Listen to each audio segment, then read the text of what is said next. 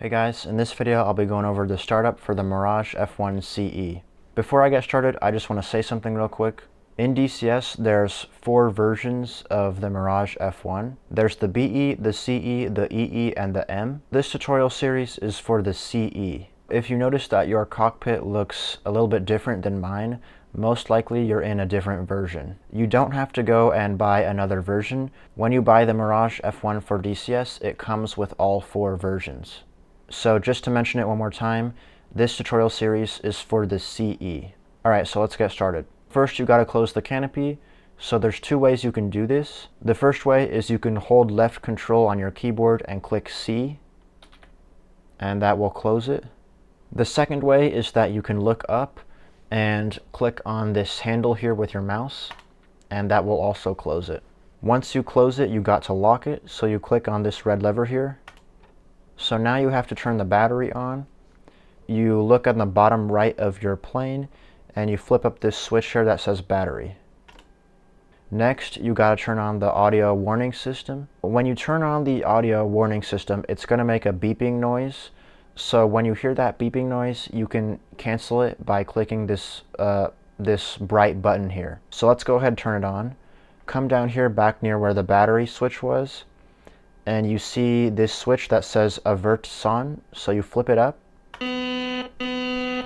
And to turn that beeping noise off, you gotta click this button here.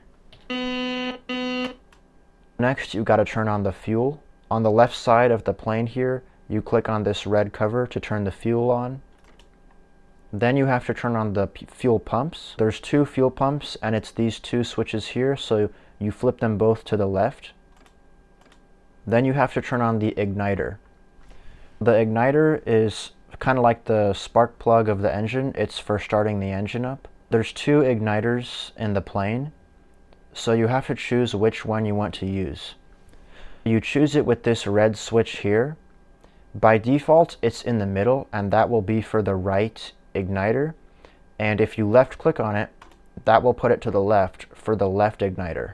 The reason you can choose is because in the real plane, basically they would switch back and forth every flight, so they wear them both out evenly.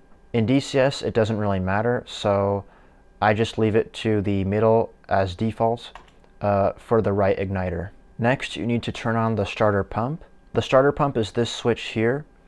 So on the right side, on the warning panel, there's a light here that says BP. So when you turn the starter pump on, you need to make sure this light goes out. So let me turn it on. Once it goes out, then you can start the engine. To start the engine, you flip up this red cover here, and you're going to hold down this button for a couple seconds. You have to do it kind of quickly because the red cover likes to snap back closed. So you open it, hold it down for 1 or 2 seconds and let go, and you should hear it start.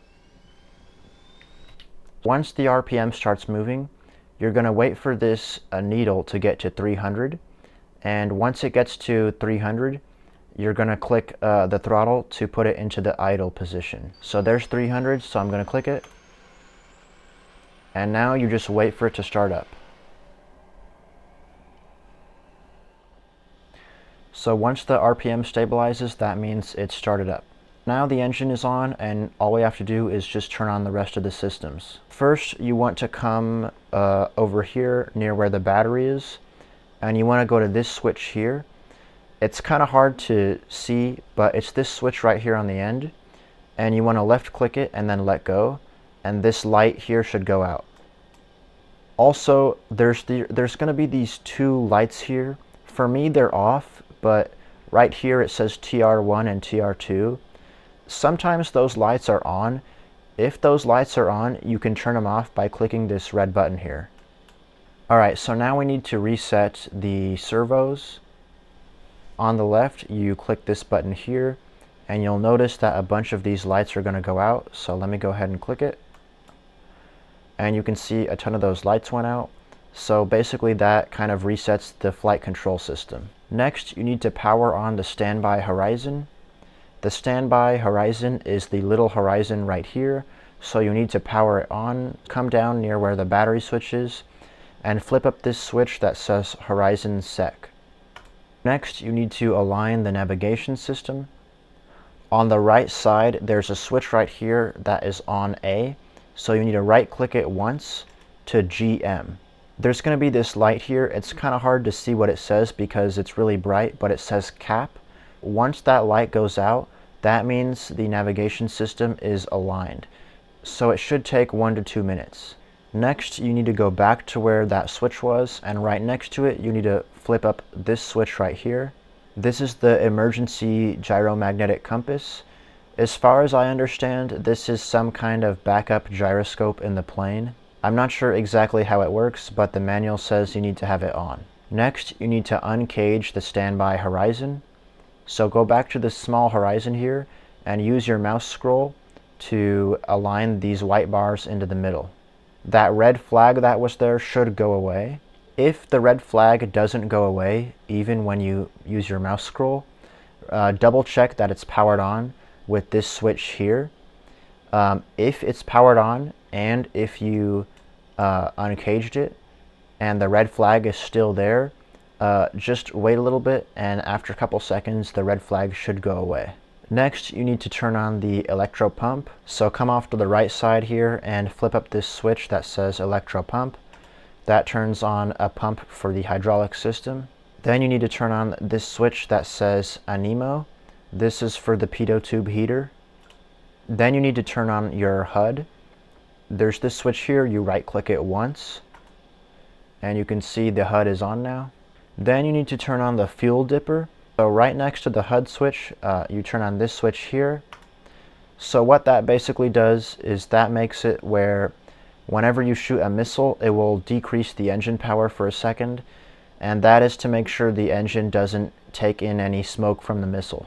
Then you come back off to the right here, and you use this switch to turn on the air conditioner. Then you need to come to the middle here. It's kind of hard to see these switches, so you can click on the base of the stick to get it out of the way. First, there's this switch here that says Source, so you push it on. This controls the shock cones for the engine, so when you push it in, it puts it into automatic mode. Then you need to push in this switch that says DIR here.